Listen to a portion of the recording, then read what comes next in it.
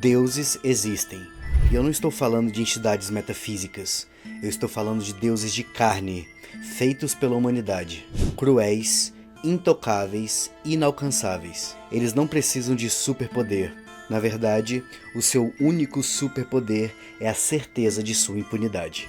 Os Tenryubitos, ou os Dragões Celestiais, são um arquétipo de personagem que realmente tem paralelo na vida real. Um padrão que atravessa séculos de civilização humana. É citado nos livros, citado nas universidades, mas dificilmente é discutido com profundidade. Mas é um padrão que sempre esteve lá. Uma elite dominante que pouco a pouco deixa de se enxergar como ser humano e começa a se enxergar como algo acima do humano. No início, eles são apenas ricos. Depois, eles são influentes na sociedade. E depois, eles são protegidos. E aparentemente, não importa o que façamos para derrubá-los, eles se tornaram o próprio sistema. Portanto, a impunidade os serve. Até que, em algum ponto dessa escalada de poder, as regras deixam de valer para eles como valem para nós.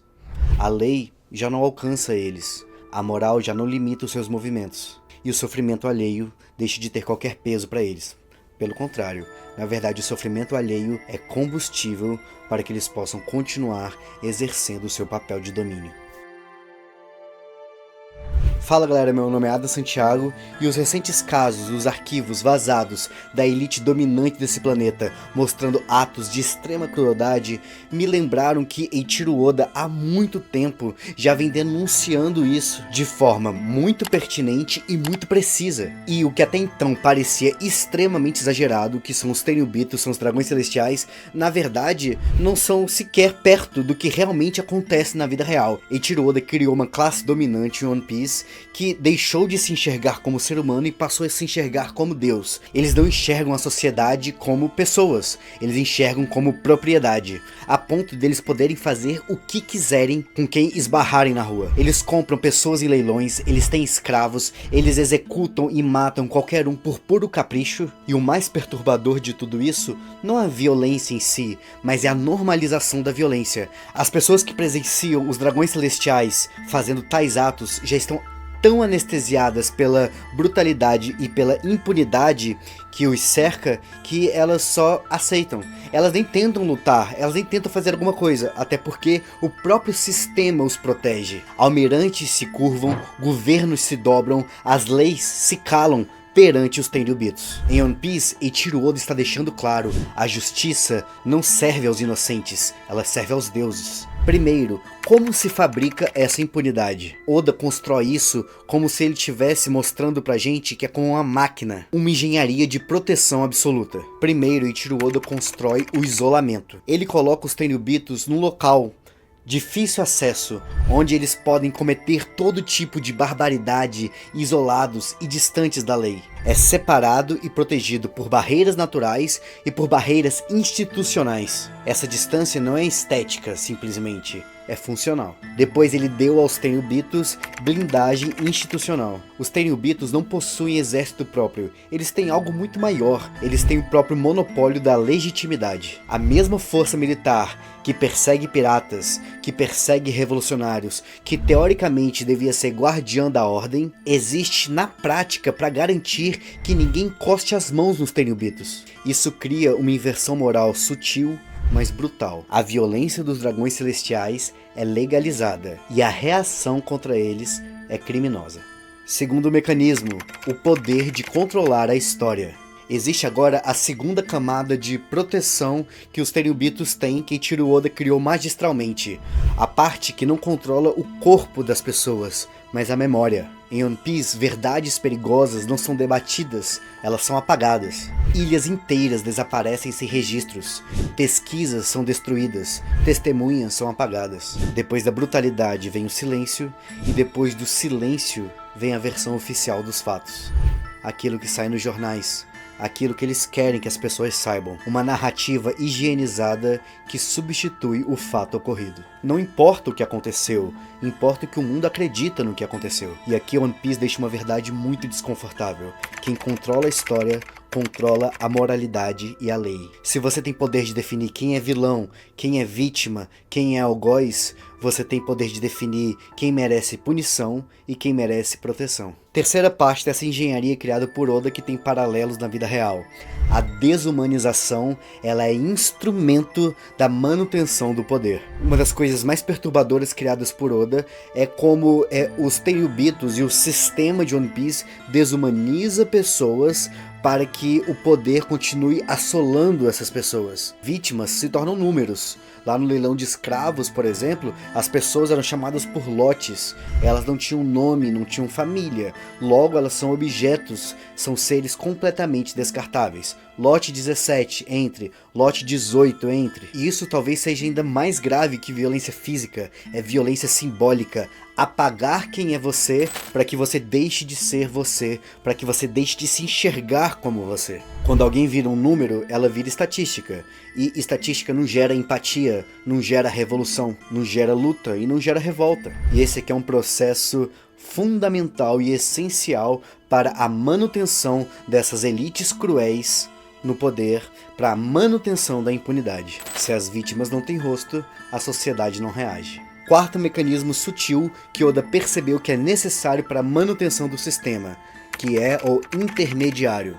Os poderosos, eles precisam de um intermediário, um bode expiatório que também seja poderoso, que também seja elite, mas que seja potencialmente descartado. Reis, rainhas, príncipes, presidentes não podem simplesmente ser alcançados pela lei.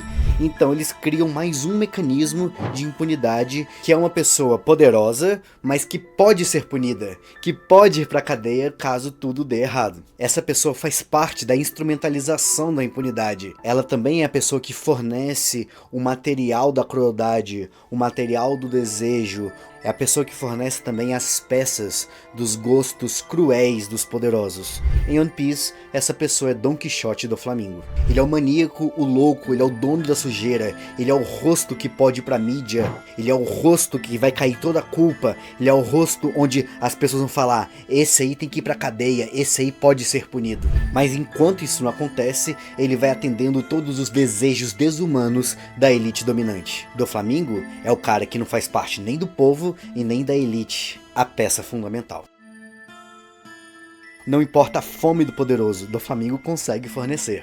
Não importa que tipo de coisa doentia o poderoso quer, do Flamengo consegue fornecer. Do Flamengo também cria um território próprio, isolado, sem memória, cria redes ilegais de proteção para que ele fique afastado da legalidade e da punição também. Ele opera todo tipo de atrocidade sobre o verniz institucional.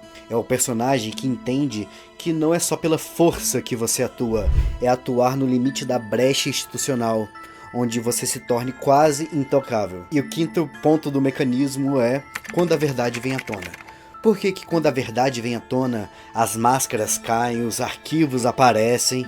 Por que nada acontece? Porque só um cara é preso e desaparece e a elite dominante continua completamente fechada em seu casulo de impunidade. E talvez esse seja um dos pontos mais inquietantes da obra.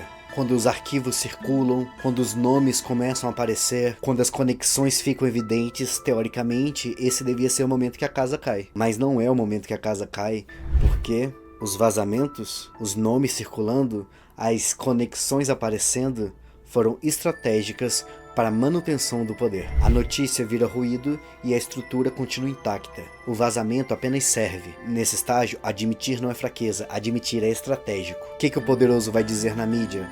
Aconteceu, e daí? Então, ele cria estratégia para normalizar aquilo que é extremamente cruel. Para as pessoas pensarem, mais uma vez ninguém vai ser punido. Do Flamengo brinca ao dizer que a era dos escravos passou e que agora nós estamos na era dos sorrisos. Ele está dizendo, pois deixe que descubram, deixe que saibam de tudo. Enquanto eles se preocupam com isso, nós do outro lado fazemos coisas ainda piores.